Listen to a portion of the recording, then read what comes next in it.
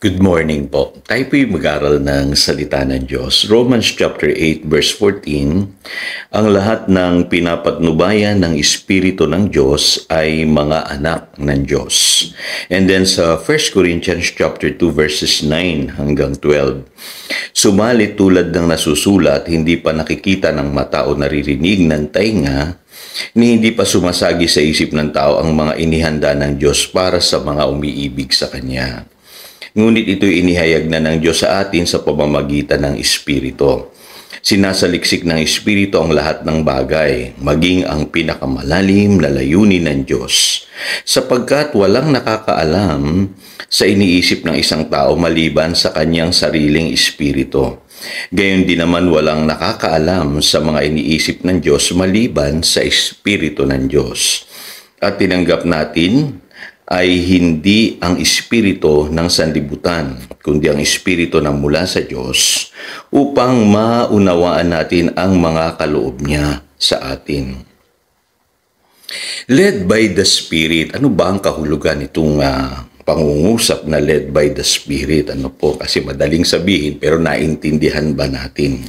Unang-una po dapat makita natin ang Diyos nagko-communicate siya sa pamamagitan po ng kanyang Spirit. Kasi ang Diyos po ay Espiritu. Sabi sa John chapter 4 verse 24. Kaya pansinin nyo, ano po, requirement talaga ng isang tao ma-born again.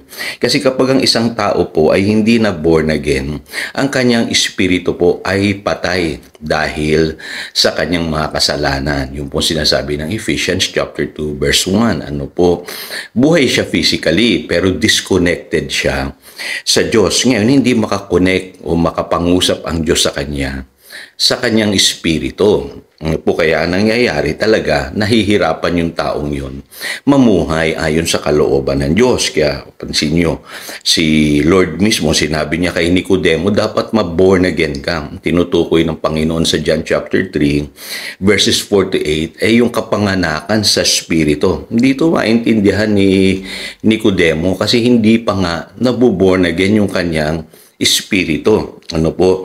At ang isang tao, maging sa kanyang pagsamba, ano po, hindi niya masasamba ang Diyos sa sarili niyang kaparaanan lamang. Unless ma-born again muna siya. Ano po? Kasi ang nire-require ng Diyos na pagsamba, sabi sa John chapter 4 verse 24, ay yung pagsamba sa espiritu at sa katotohanan. Kaya napakahalaga po pala ng born again experience. Tandaan niyo po, ang tao po ay spiritual being. Sabi sa 1 Thessalonians, meron tayong soul, merong body.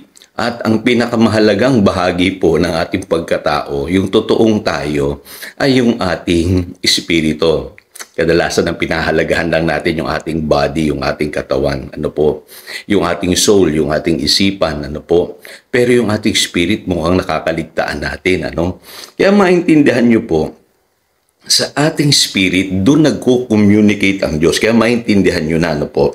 Dito po sa 1 Corinthians chapter 2, verse 14, yung tao na hindi nagtataglay ng espiritu ng Diyos, ay yung kanyang spiritual understanding ay wala. Ano po, hindi siya nakakaunawa ng mga bagay na spiritual. Basahin ko po sa inyo, sabi rito, sapagkat ang taong di pinapanahanan ng Espiritu ay ayaw tumanggap ng mga kaloob mula sa Espiritu ng Diyos para sa kanila. Kahangalan ang mga yon at di nila nauunawaan sapagkat ang mga bagay na espiritual ay mauunawaan lamang sa paraang espiritual. Yun naman pala. Tandaan ninyo, no, yan po yung dati nating kalagayan nung hindi pa natin kilala si Lord. Ako po personally, inaamin ko po, pag kami nagbabasa po ng Biblia noon, pinagtatawanan ko. No? Kasi nga hindi natin taglay yung Espiritu ng Diyos.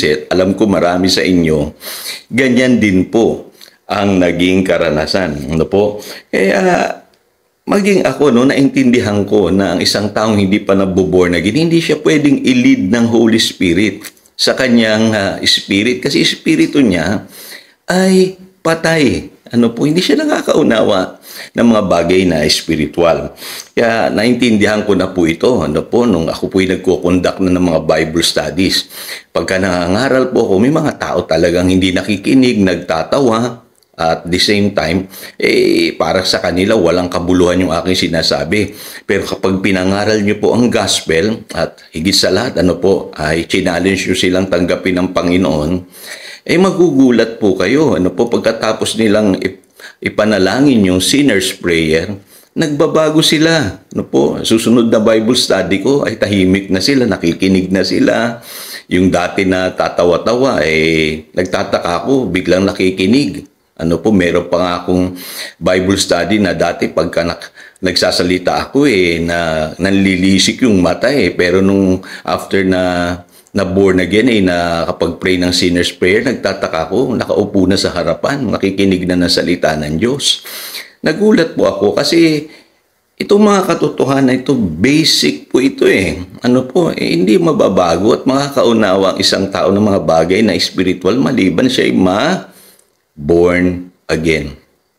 Ako nung na-born again po ako, kakaiba. Yung naramdaman ko, all of a sudden, nagkaroon po ako ng hilig sa pagbabasa ng salita ng Diyos. Kaya ako palatandaan sa akin ng taong na-born again. Alam niyo po, magkakaroon siya ng hunger for the Word of God. Bakit, Pastor? Kasi ang pagkain ng yung Espiritu ay salita ng Diyos Natural magugutom ka. Hahanapin mo yung salita ng Diyos. At ito nakakalungkot po. Maraming Kristiyano ngayon, hindi sila nagugutom wala silang hunger sa Word of God. Kaya nagtataka ako, na born again ba talaga ito? Kasi kung talagang na born again ang iyong Espiritu, hahanapin mo yung pagkain ng iyong Espiritu Yung salita ng Diyos, sabi sa Matthew chapter 4, verse 4.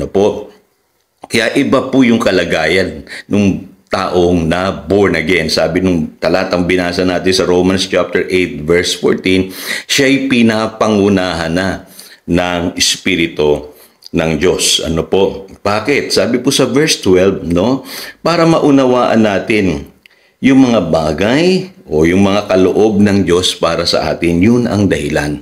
Iga-guide tayo ng Holy Spirit.